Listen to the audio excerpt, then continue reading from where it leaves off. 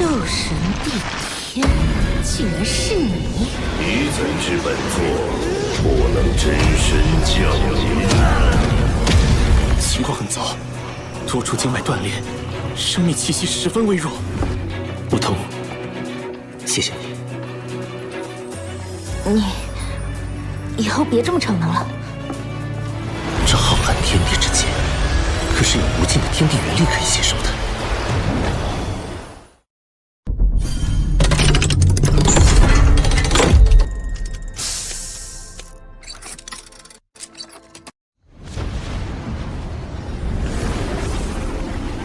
在这固化魂力中，融入精神力呢？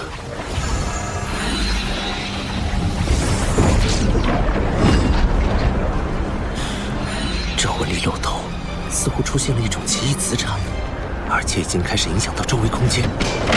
论体积，已经与地天体内的一个小黑洞差不多了，但纯度差了很多。以我现在的能力，是无法将这魂力漏斗收入体内的。这股高度压缩的魂力随时会爆炸。为了安全起见，我必须找个空旷无人的地方。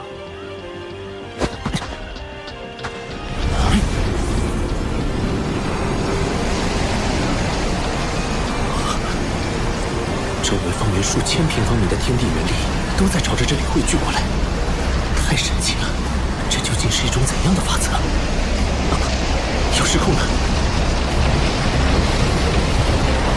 不能再近距离观察了。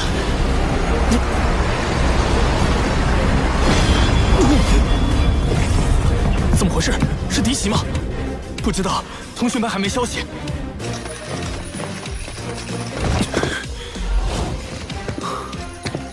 爆炸威力这么强，这还只是个未完成品。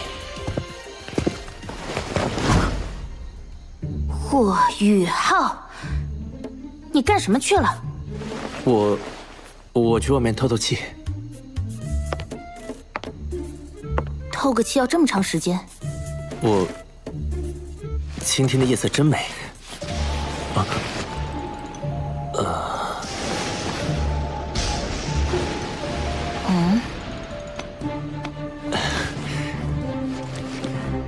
你怎么知道我没在帐篷内的？我有事路过，就顺便过来看你一眼。你既然没事了，明天我们就回学院吧。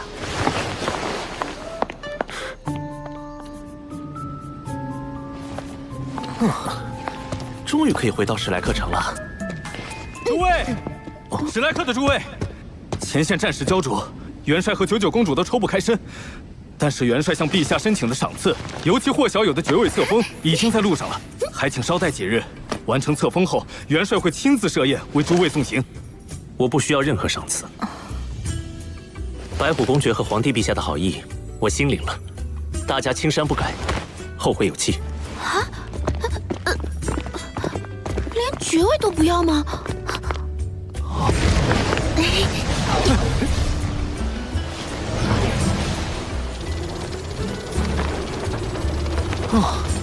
飞了3个时辰了，大家先休息一下吧。霍雨浩，我要吃烤鱼。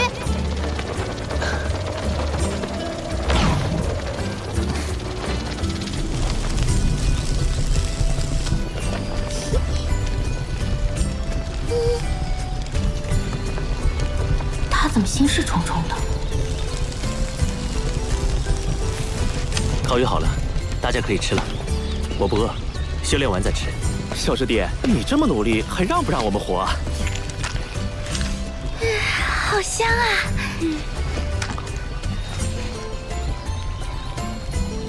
楠楠姐，你有没有觉得今天这烤鱼和上次有什么不同？好像少了些什么。我没觉得有什么不同啊，还是那么的美味。我明白了，确实是少了些什么，不过不是我们的，而是你的烤鱼。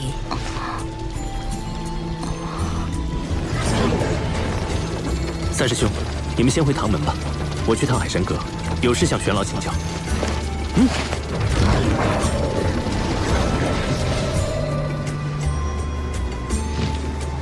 唐老师好，霍学长好。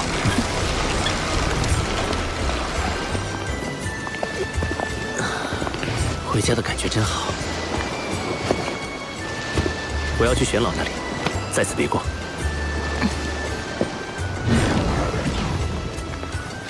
唐舞桐，你为什么要这么关注他？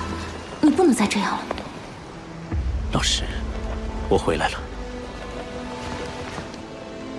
这次出去，我竟然见到了叶溪水前辈。他现在已经是日月帝国的死神斗罗了。老师，您听得到我说话吗？穆老是没有办法回应你的。受潮时，他释放能量导致灵魂受损，现在只能在黄金树内温养。大陆局面突然变得如此不堪，没想到日月帝国隐藏的竟然如此之深。叶溪水，他果然还活着，只是他与龙逍遥一起站在了日月帝国这边，是我不曾料到的。2名99级极限斗罗，足以撼动整座大陆的局势了。毒不死前辈不是也已经突破了吗？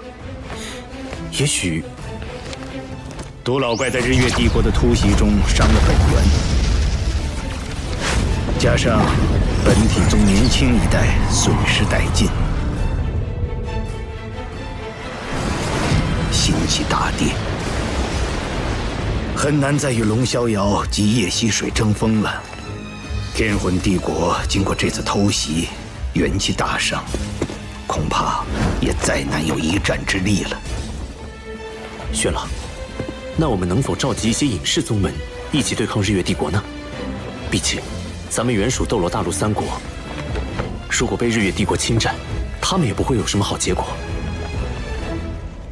已经在做了，很多宗门都积极响应，但在日月帝国最先进的魂导武器面前，这股抵抗力量还是太弱小了。玄老，有件事我想向您请教。此前在明斗山脉，我与叶溪水对上的时候，引动逆灵召唤帝天附体，帝天将力量通过空间之力注入到我的身体中，借助我的身体降临。那时我发现帝天的魂力运转与我完全不同，仿佛一个个黑洞相连，其间蕴含着极为恐怖的空间之力。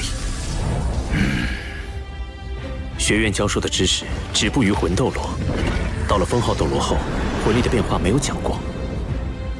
帝天那样的黑洞魂力，是极限斗罗所独有的吗？虽然都是极限斗罗级别，但帝天明显要比叶溪水更强。如果叶溪水不动用死神塔魂导器，他不是帝天的对手。没想到你这么快就接触到了这个层面。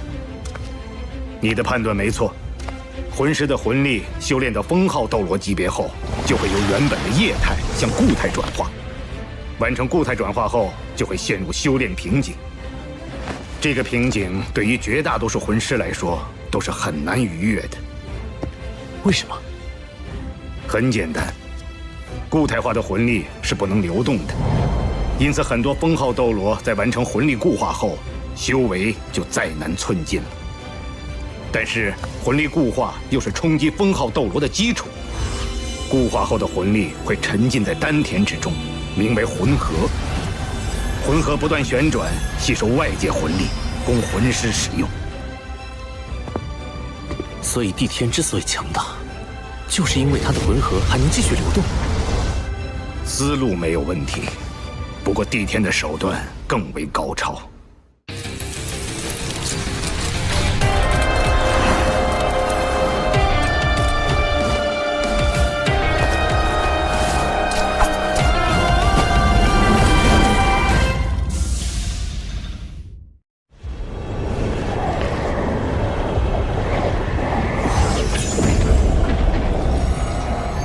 这就是帝天体内魂力情况的原理，以自身魂力为引，引起空间塌陷，构成一个能够无尽吞噬天地元力的黑洞。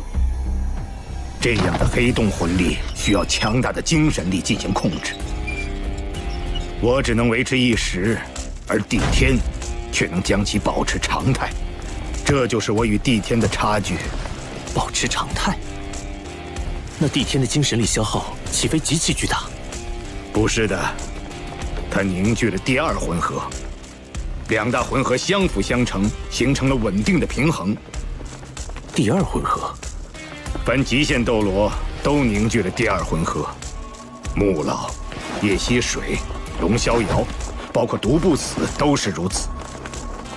不过他们凝聚的第二魂核都比第一魂核小很多，唯独帝天的第二魂核与第一魂核实力相当，所以他远比一般极限斗罗更加强大。他的实力早已无限接近神奇。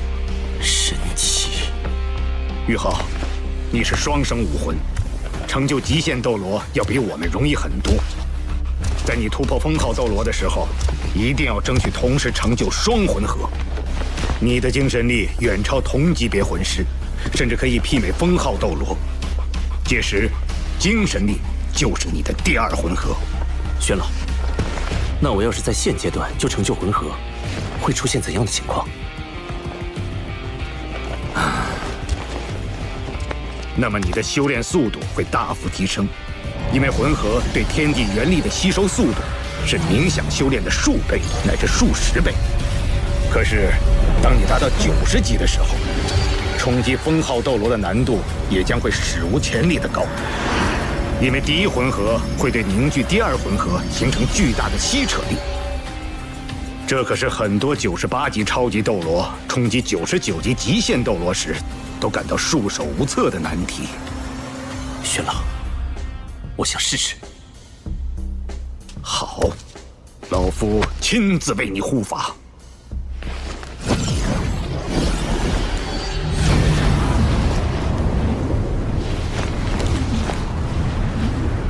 很好，继续，让我看看你最终能做到什么程度。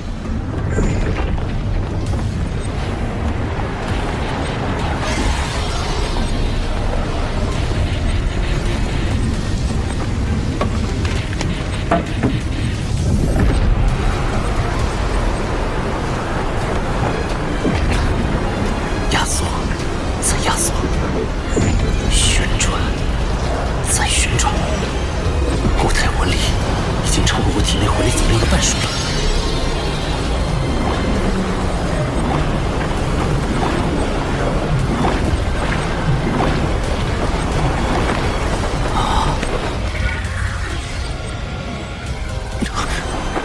我的魂力在急剧流失，5成、6成、7成。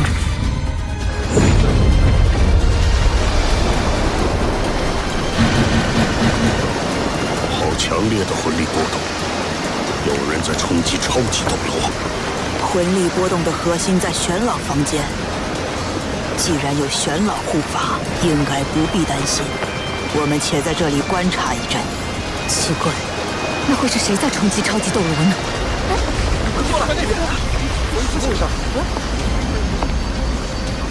难道是他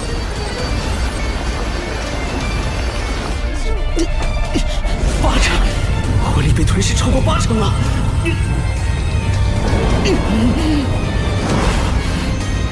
宇浩，坚持住！你的固态魂力已经属性化了，如果在现在这个级别就能构建魂核长弓，你就能在很短的时间内达到89级。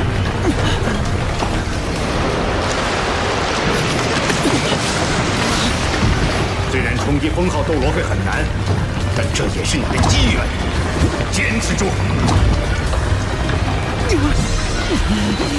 宇浩到达极限了，不得已，以我的魂力禁锢住宇浩的固态魂力，再将其送入高空引爆，应该不会有太大危险。只是宇浩要虚弱几天才能恢复过来。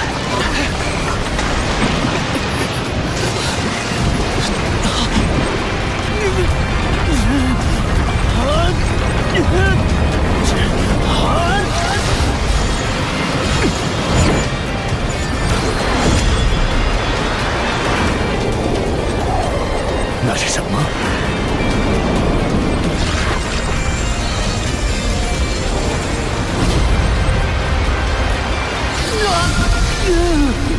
生命函数之恶！天梦阁，继续，有我呢！天梦，你再将你的本源之力汇入宇浩体内。这样的话，一旦宇浩冲击成神失败，寿终正寝的时候，你也会一起死的。当我选择宇浩的时候，就已经决定与他同生共死了。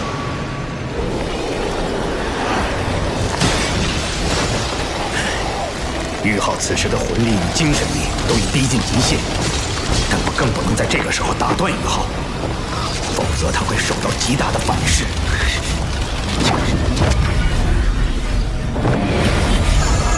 来吧，穿梭吧！灵魂仿佛都要被吸摄进去了似的。那黑洞漩涡中有着无尽的黑暗，有着无尽的未知，却与我紧密相连。这就是我的魂核吗？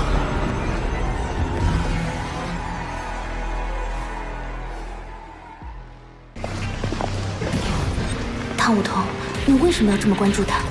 你不能再这样了。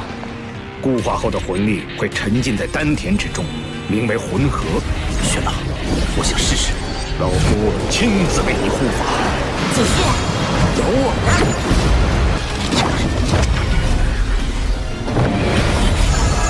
来吧，这就是我的魂核吗？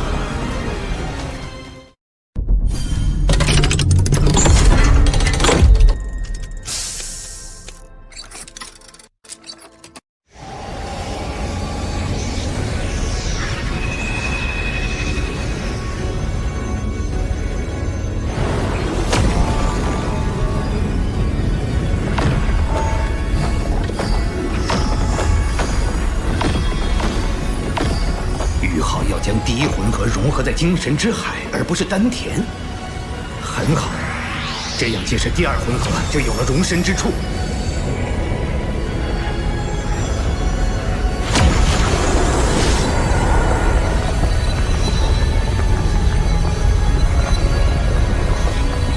于浩，你成功了！你真的在魂圣阶段就凝聚了属于自己的第一魂核。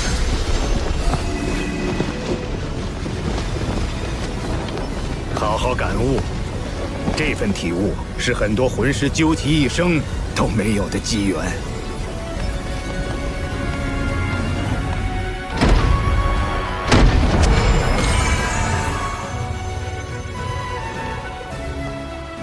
玄老，刚才不是您在冲击第二魂核，而是……于浩这孩子，可能是斗罗大陆万年来的第一人。真是怪物中的怪物。现在，是这群年轻人走上历史舞台的时候了。通知海神阁全员，协助唐门组建魂导师团。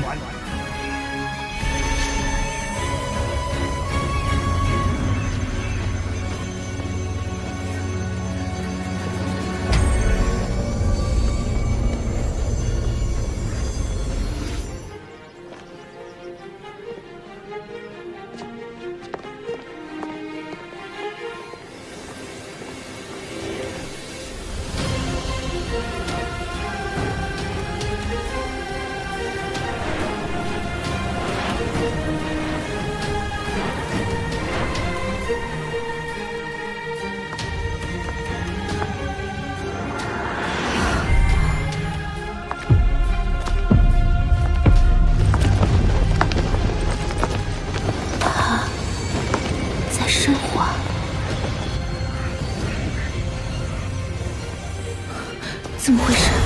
我的魂力自行运转起来了。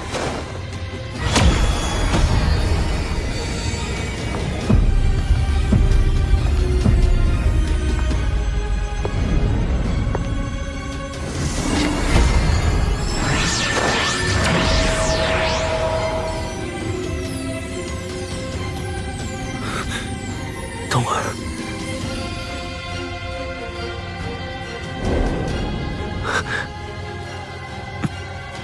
抱歉，我是唐舞桐。该说抱歉的是我才对。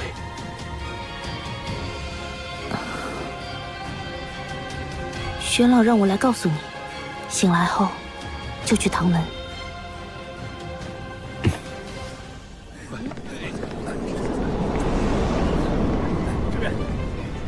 平时都放这儿吧。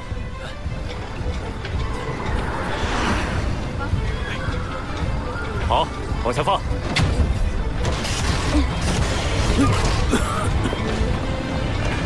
贝大师兄，学院送的第3批材料到了，你把那箱搬到那儿去。好，快送去库房吧，这里都快堆不下了。大师兄，宇浩，你可算回来了。你都在海神阁入定1个月了，可把我们给忙死了。大师兄、二师兄、三师兄，这里怎么回事？学院送了很多材料过来吗？何止啊！走，我们边走边说。魂导师团。学院经过海神阁讨论，综合各方面意见，决定建立3个魂导师团。3个？按照日月帝国那样，一支魂导师团数量是500人的话，装备3个魂导师团，那可就是1500人。这1500人的装备，哪是那么容易制作出来的？第1支魂导师团名为唐门魂导师团，是学院特批，也是3支中装备最精良的。总人数200人，全部装备唐门最先进魂导器，由魂帝以上级别的魂师组成。团长为仙灵2院长，副团长钱多多院长。同时，唐门魂导师团的封号斗罗一共将有10位，全部由学院补充进来。200人，其中有10名封号斗罗。就算日月帝国最强大的护国之首皇家魂导师团，也没有这么夸张的配置啊。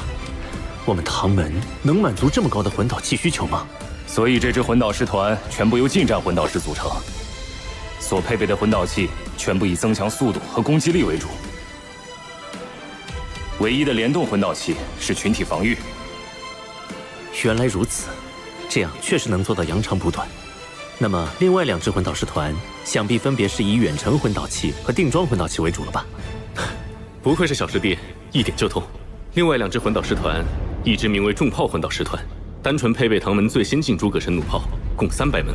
最后一支名为炮台魂导师团，共1500名魂师，配备的魂导器也只有1种，全地形自走炮台，共300台。这样的3支魂导师团，完全是3头吞金巨兽。楠楠，你怎么越来越像钱多多副院长了？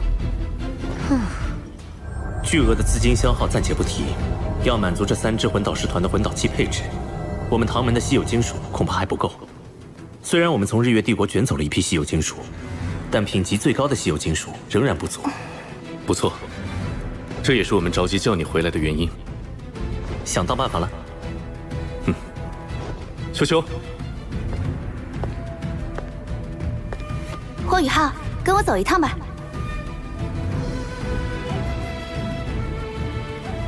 我们地龙门坐落于天魂帝国北方，靠近极北之地。宗门秘境里有一条隐藏矿脉，里面极有可能埋藏着一种少见的稀有金属。可能？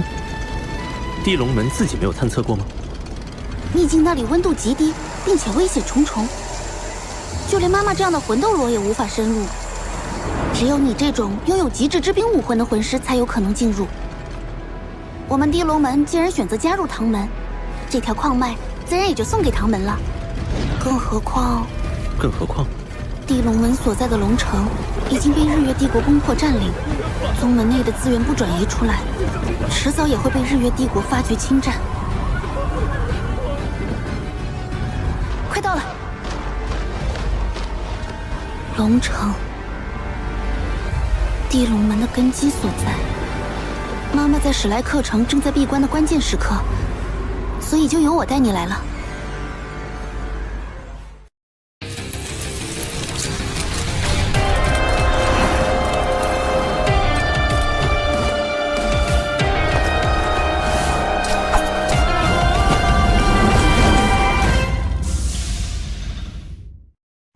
跟我来。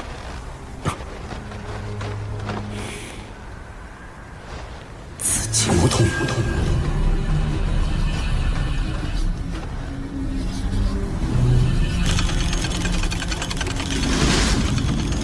有守卫，怎么办？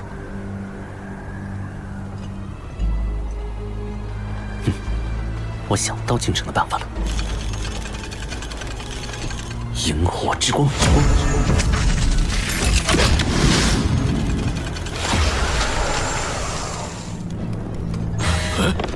他在魂导器失联了。没事儿，新型号总归是有各种小毛小病的。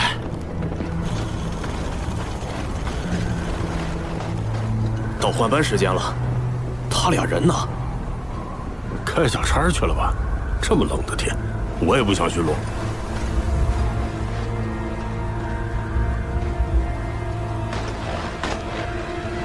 这身衣服好暖和呀！嘘。哦。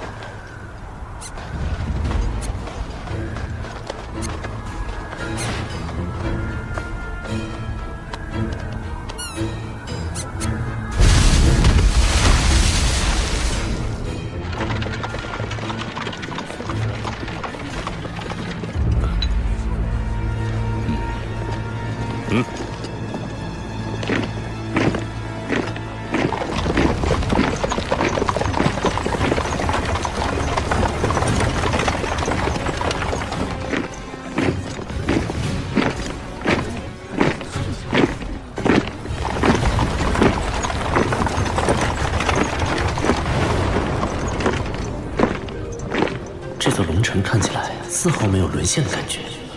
作为靠近极北之地的边境城市，反而人气不错。当初日月帝国大举入侵的时候，天龙门上下奋起抵抗，协助城防军固守龙城。门主天龙斗罗更是壮烈战死。遗憾当时我们地龙门已经全员转移到了史莱克城，未能及时助他们一臂之力。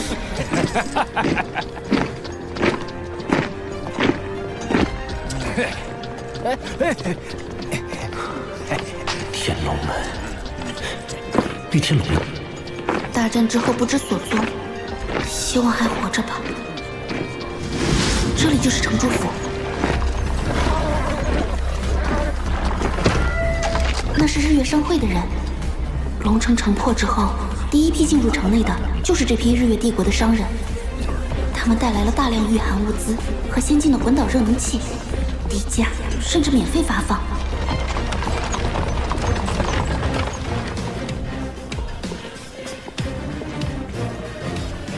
我跟进去看看。那我呢？你在这里做接应。嗯。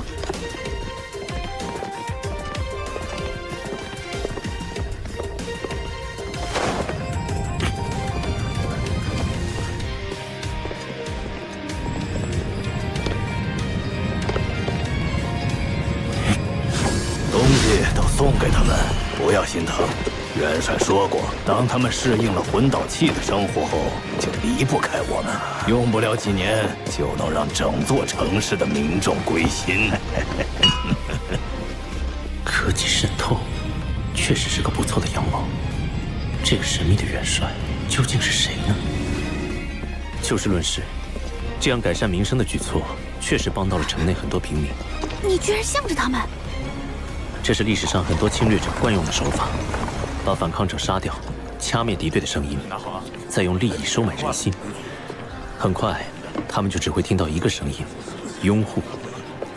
但说到底，就是为了满足侵略者长期殖民的野心。随着战线拉长，这些殖民地的百姓只会沦为给战争机器输血的养料。你似乎很了解。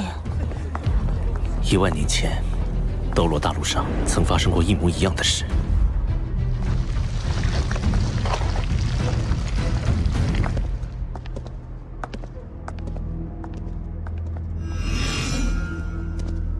哼。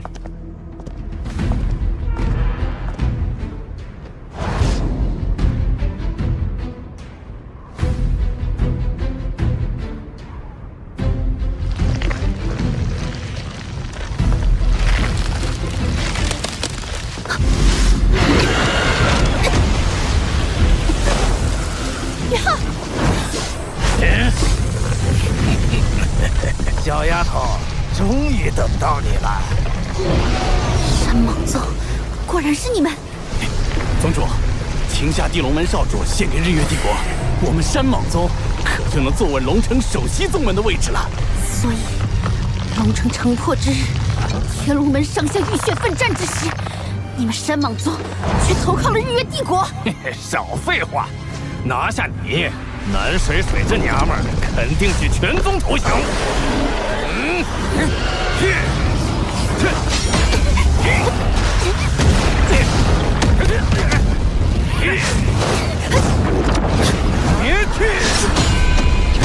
霍雨浩，你跑哪儿去了？巨蟒之息！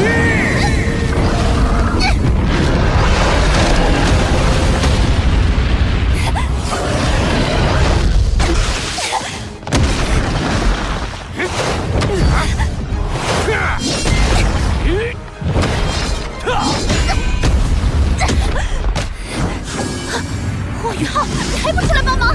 你可以的，打起精神，听我指挥，蛇打七寸。坎位有人偷袭，后撤到灵位，坤位出拳，敌方巽位有破绽，出场。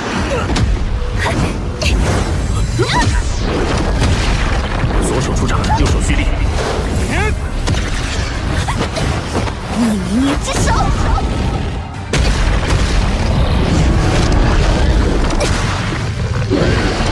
地武魂技，胭脂逆捏剑。目标前位，一击必杀。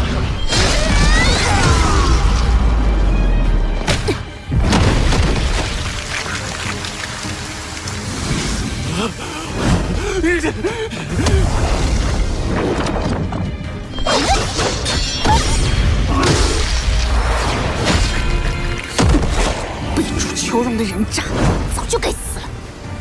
霍雨浩，你居然袖手旁观，让本姑娘一个人对付这3条臭蟒。进来吧。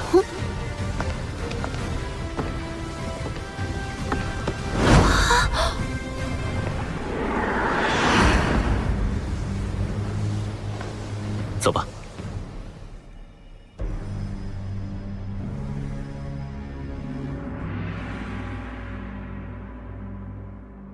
你真的在魂圣阶段就凝聚了属于自己的第一魂核？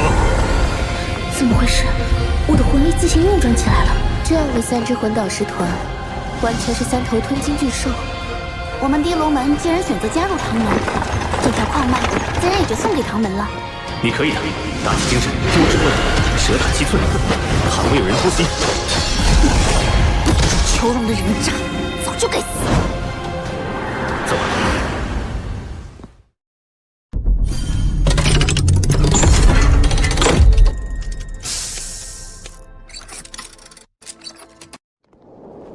这些山莽宗的人都是你刚才……顺手解决。你现在魂力多少级76级。76。不久之前的斗魂大赛上，你还只有5环魂王修为，怎么会有这么快的修炼速度？一些机缘罢了。你真是怪物中的怪物。就是这里了，这口寒泉蕴含着浓郁的灵气，寒泉之下便是拥有奇异矿石的洞府。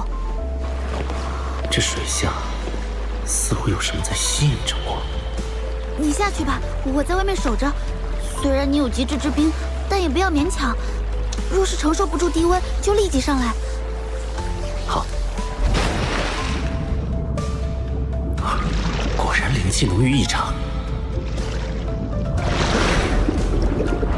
曾经有一位先祖从里面开凿出一块小矿石，其中蕴含着浓郁的冰属性气息。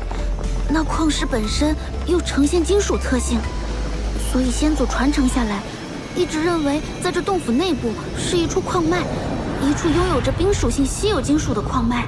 也许这稀有金属能助我突破魂斗罗。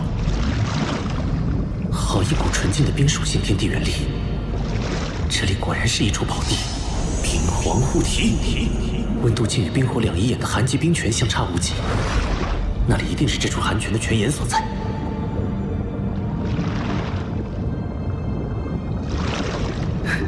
找到了，应该就是这里。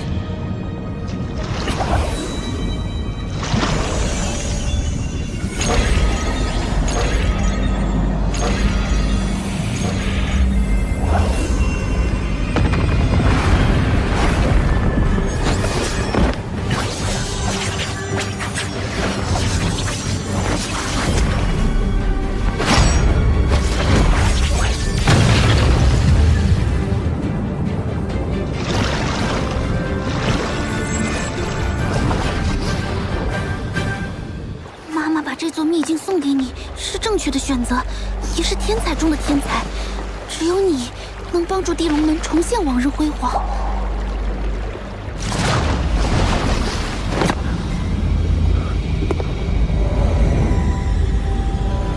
水巨人被隔绝在外。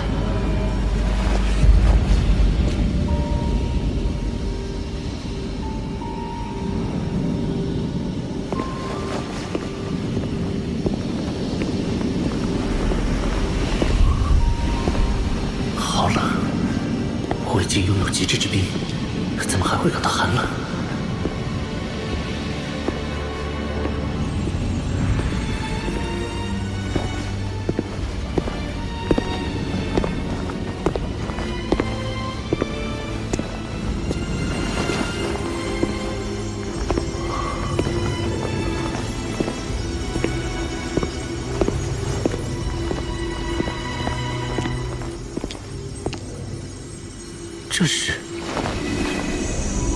这是冰极神经，万载玄冰窟诞生的冰极神经。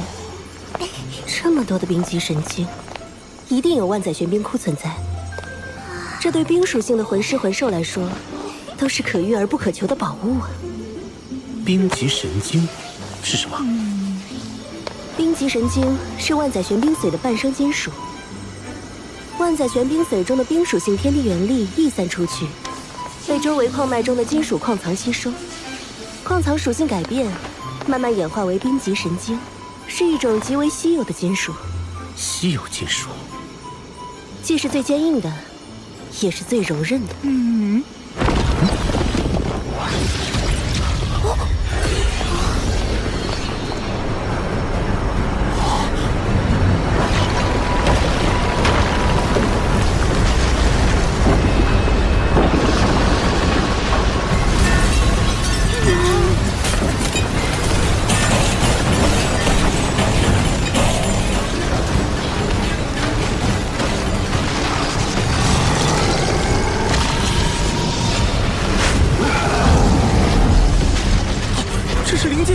专系是冰极神经，更有好几次差点死在他手里。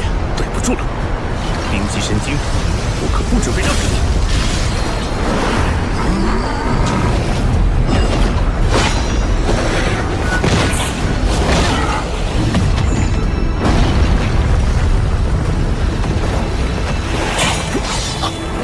连划痕都没留下，好坚硬啊！宇浩，你试一下将极致之冰融入暗金铜爪之中。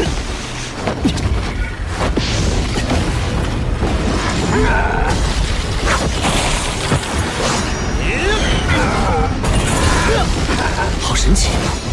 我将极致之冰注入暗金孔爪之后，冰极神经内部竟然产生了一股亲和力，可以轻松切割，改变其结构。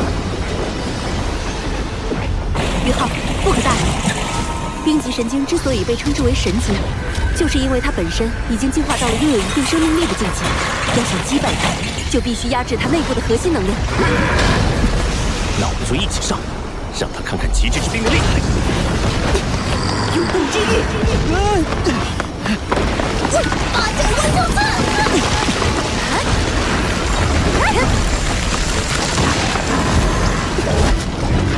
冰皇之怒。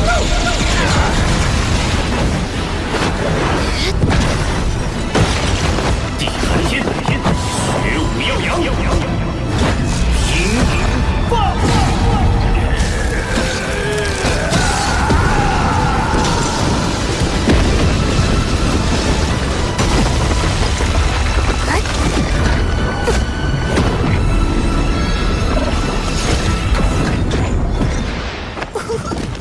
果然是最坚硬又是最柔韧的金属，用它来打造魂导器，性能一定远远超过同级别的其他所有魂导器。恐吓秦龙，如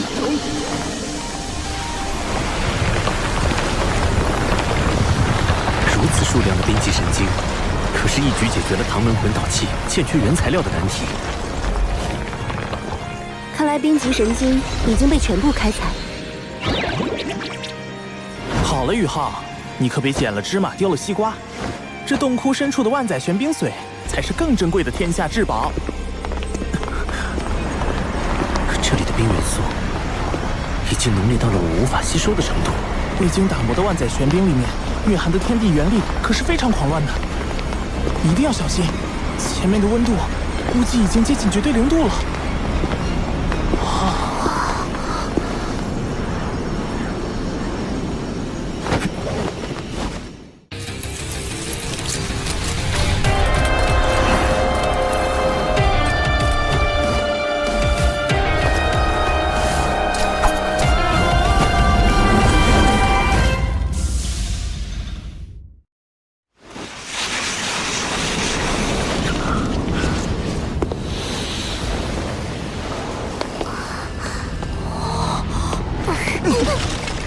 这里的冰似乎连灵魂都能够冻结，死寂无通。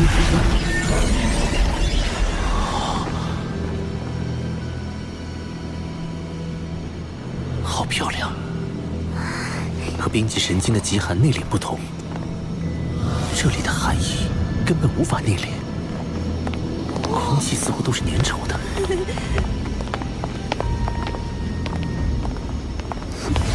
就是这里了，这就是万载玄冰髓。我无法吸收这万载玄冰髓的冰属性天地元力。这里的空间太小，以至于寒气无法外放，完全沉积在这里。所以，这里的超低温也是我们生平仅见，距离绝对零度也只差不到5度了。温度已经远远低于你的极致之冰，所以你才一时无法吸收。极致之冰还不是绝对零度吗？温度低于零下150度，就迈入极致之冰的领域了。但距离真正的绝对零度，却还有着不小的差距。绝对零度是仅存于理论的最低温度，是只有神能踏足的领域。天梦、雪女、八角还有我，先吸收这里的万载玄冰髓，慢慢降低这里的寒气浓度，你就可以逐步吸收了。好，天梦哥，雪女、八角，你们一起吸收吧。等等，这万载玄冰髓，我至少要先吸收一半。你说什么啊，冰冰？你难道是想借助这万载玄冰髓的天地元力重塑肉身，继而谋求脱离宇浩独立存在？你把我想成什么了？用你那个100万年修为的脑子想想，宇浩的所有魂灵中，谁是唯一拥有极致之冰的那个？你是想？我不仅拥有极致之冰，还是宇浩的武魂，能最大限度地吸收冰属性天地元力，而且能将这部分天地元力化作我的本源之力暂时储存。等到宇浩凝结第2魂核时，再将这部分天地元力全部融入他体内。要知道，魂师一般是要在封号斗罗阶段才凝聚魂核的，而宇浩就是因为天梦女在魂圣阶段就凝聚了第1魂核，那他凝聚第2魂核的难度就是空前的。届时，我将冰属性天地元力注入，才能把成功率提升到最大。冰冰，冰冰，对不起，是我误会你了。更何况，乾坤问情谷，我已经答应与你在一起了，又怎会寻求离开宇浩独自存在？真的吗，冰冰？你再说一遍。你还要我再说？你自己错怪我了，该怎么罚？我错了。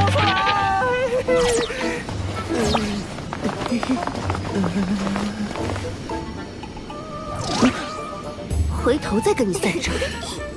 赶快说吸收这万载玄冰髓的事儿吧。我们几个魂灵先吸收。宇浩，你自己只能吸收少部分。万载玄冰髓的效力太强了，如果你吸收太多，很可能会像当初天梦那样陷入沉睡。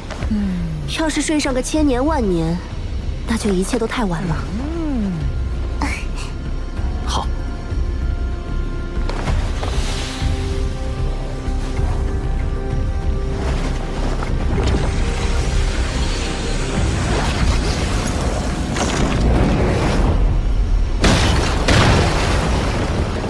冰帝的灵石和这万载玄冰髓中蕴含的庞大能量，渐渐令它成为了一个以冰属性能量为身躯的全新生命体。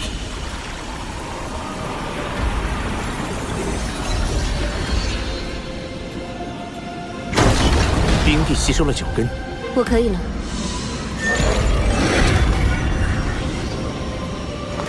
天梦，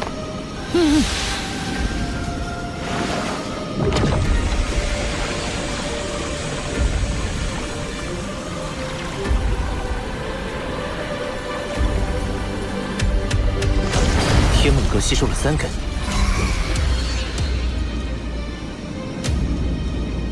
宇浩，你让雪女和八角继续吸收吧。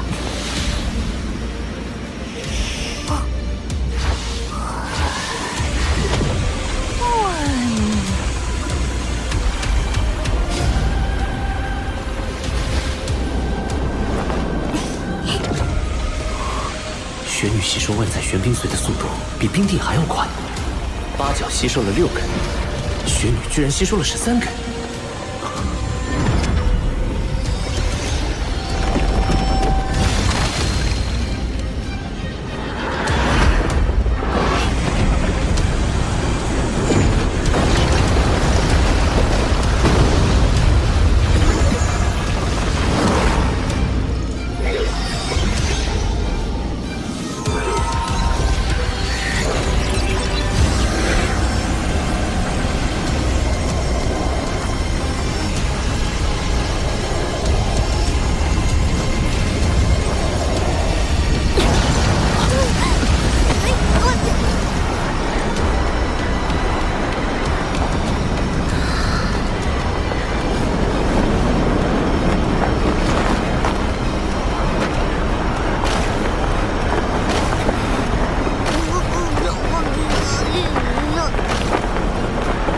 雪帝，你恢复记忆了。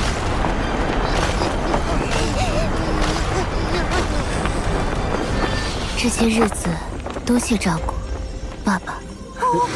别，那是你刚刚新生，没有记忆，做不得数的。重获新生的时候，我就已经不是当初的冰天雪女，而是一个全新的婴孩。我们血脉相连，你当然是我的爸爸。再造之恩无以为报，我必然会陪伴你一直走下去，去挑战魂师那一层至高的境界。就算你失败了，我也会陪你一直到生命的尽头。雪帝，谢谢你，冰儿。爸爸，等你的魂力提升到8环后，到极北之地走一趟吧，那里有个适合你修炼突破的地方。地天，你是兽神，别的凶兽怕你，我可不怕。不怒自威，这才是极北3大天王之首，雪帝，冰天雪女。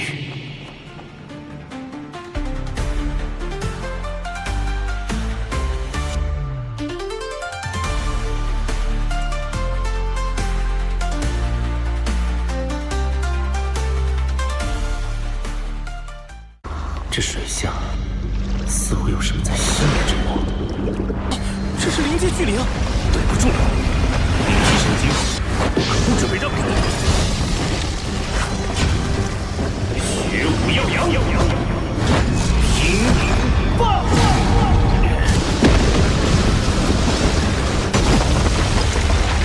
好漂亮！地天，我可不怕。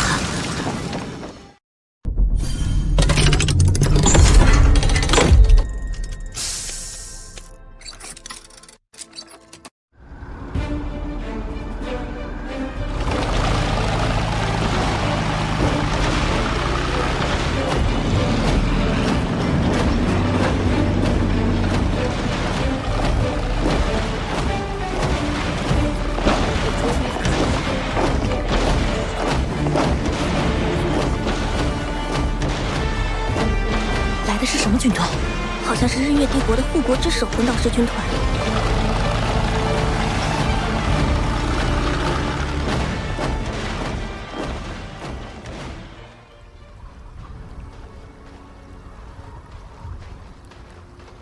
哎呀，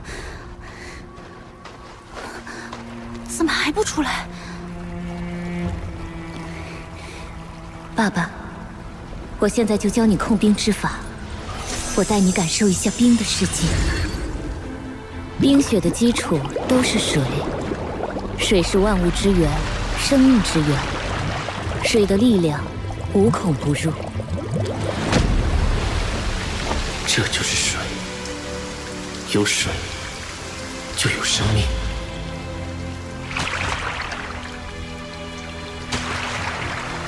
冰与雪，无论形态如何不同，它的本源都是水，只是因为温度的不同才成了冰。冰其实就是固态的水，是坚硬的水，是水之刚强。控冰之法实际上就是控制温度。当你掌控了温度的奥秘与水之特性，那么你的控冰之法就有些门道了。今天让你先感受控冰之法的第一层——温变。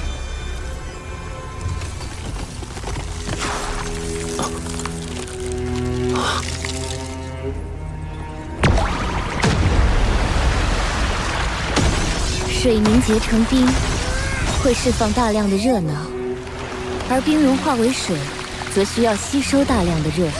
所以，当你紧贴冰的时候，并不会那么快感到冷。而冰化的时候，吸走了你身上的热量，寒冷就来了。原来我并不了解冰，拥有极致之冰的能力，反而令我忽略了很多冰最本源的东西。寒冷，并不是纯粹对温度的控制，更重要的是对冰属性本身的了解。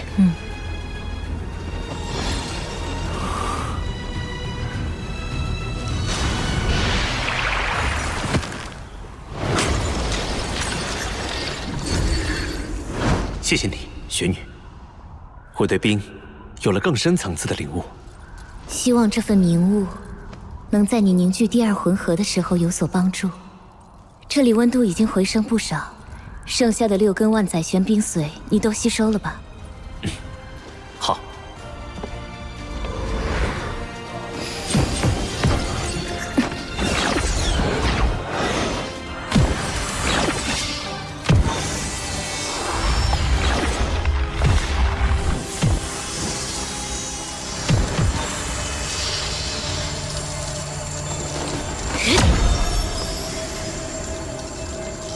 任何一个万载玄冰窟的形成，都是大自然的恩赐。可惜，这处万载玄冰窟并不在我极北冰原之上，当时随着地壳运动移动到了这里。这里虽然寒冷，温度比之极北冰原却相差甚远，无法维持万载玄冰窟。现在没了万载玄冰髓和冰级神经，用不了多久，这里就会彻底消失了。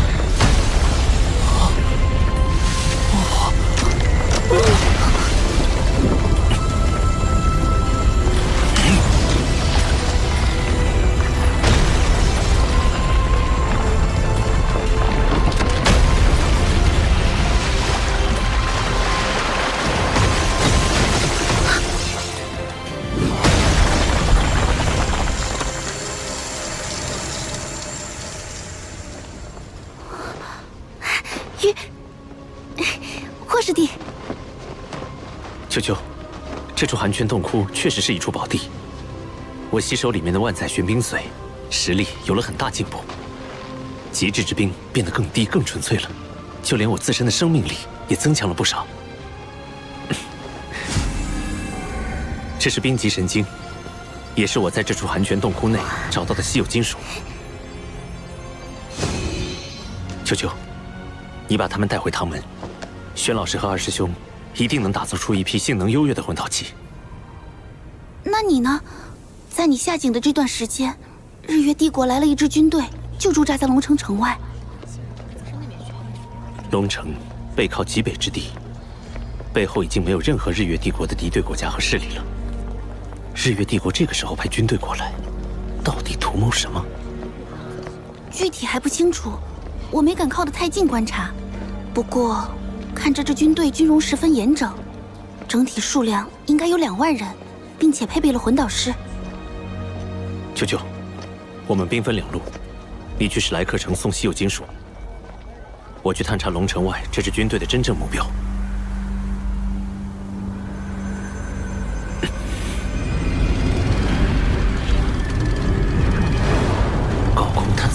器，数量超过了100台。看来龙城外的这支军队所谋不小。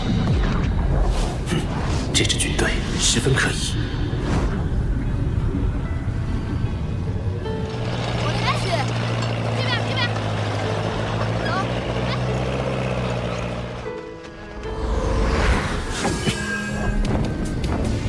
凤凰图案是日月帝国5大护国之首之一的火凤魂导师团。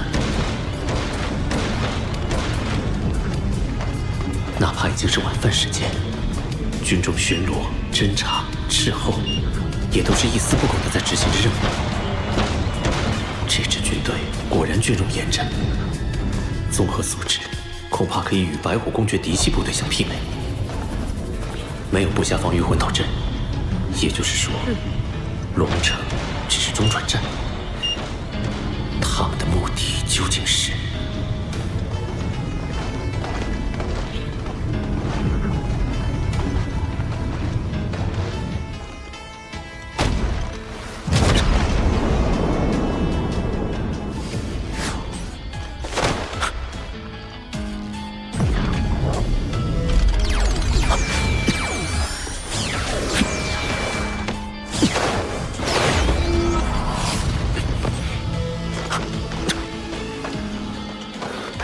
抓个舌头问问，顺便测试一下这座军营的真实实力。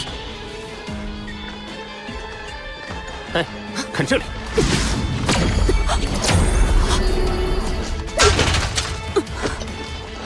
得手了。触发式警报魂导器。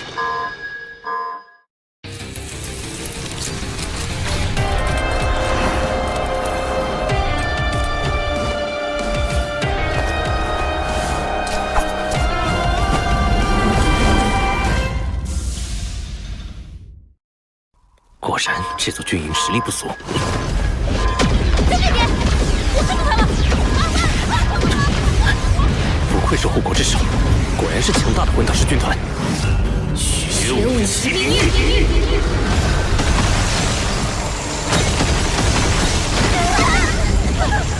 虽然被发现了，但不能白来一趟。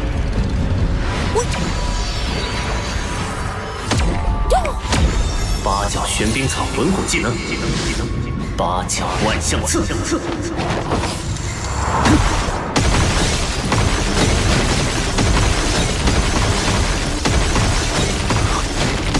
好强的大范围魂技，辐射范围足有1公里。我怎么说也是10万年魂兽，我赋予你的魂骨技能又怎么会差？敌人只有一个，你们还给他逃了？是的，团长，对方实力很强，他用覆盖面积极大的冰属性魂技摧毁了我们的高空探测魂导器，之后整个人就像消失了一样。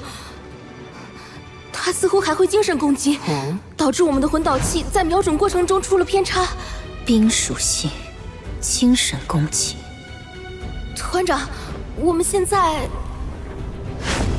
这个人的行踪诡异，用常规之法必定无法擒获。但若我们拔营起寨，或许能引他来探。哼！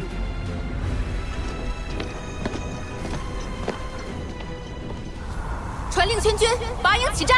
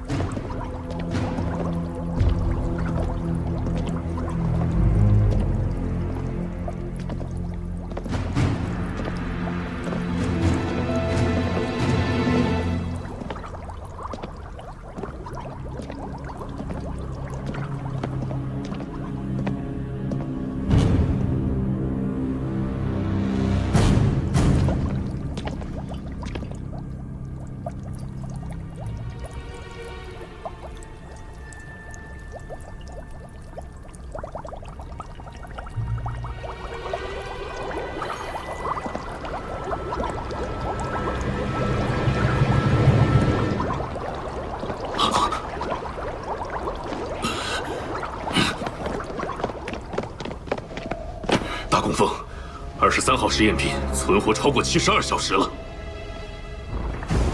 很好，这次的实验若成，我日月帝国的勇士就能拥有源源不断的备用器官了。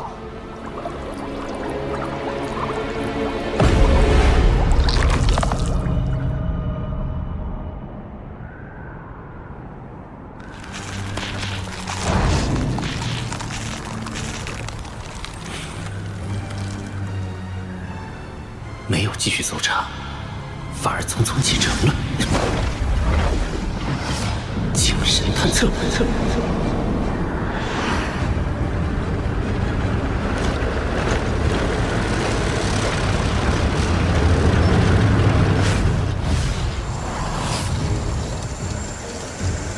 按照这个行进方向，他们的目的地难道是？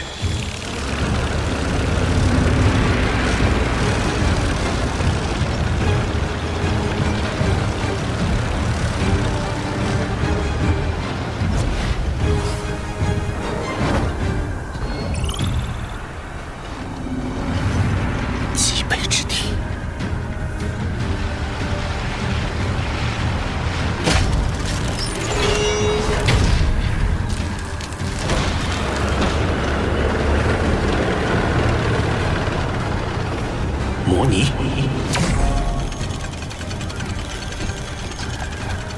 好，收到。钻井台。对了，既然靠近极北之地的龙城拥有冰级神经和万载玄冰髓这样的至宝，那么极北之地肯定埋藏着更多的稀有金属资源。日月帝国真正的目的是开采极北之地的矿脉，攫取资源，为扩大战争规模做准备。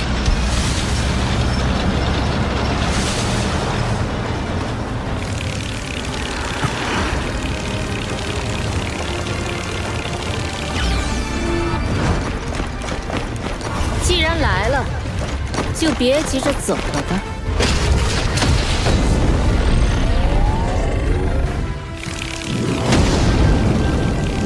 你以为单靠隐匿身形就能瞒住我们的视线吗？封号斗罗，你一定奇怪是怎么被发现的。其实你不用奇怪，我知道你有能力对我们进行侦查，所以为了布置这个陷阱，本帅着实是耗费了一番功夫。在这极北之地边缘，最大的特点就是低温，而低温之中，热能探测魂导器就会特别的敏感。虽然你已经很小心地将自己的体温与周围环境同化，但是你却忘了，在你移动的过程中，空气气流会变化，多少还会有一点温度的改变。这是禁神手铐，能够禁锢你的魂力，戴上它，露出你的真实面目，我们就可以好好谈谈了。好吧，我认栽了。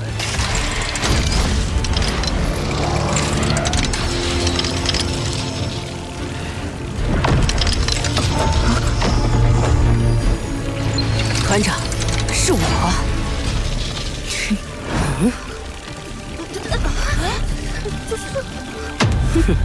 障眼法，雕虫小技，看我怎么戳穿你的小把戏！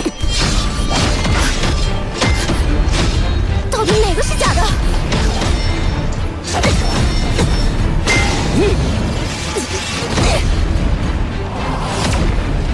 他是假的，快攻击！蠢货，睁大你们的眼睛看清楚，究极魂导师的实力！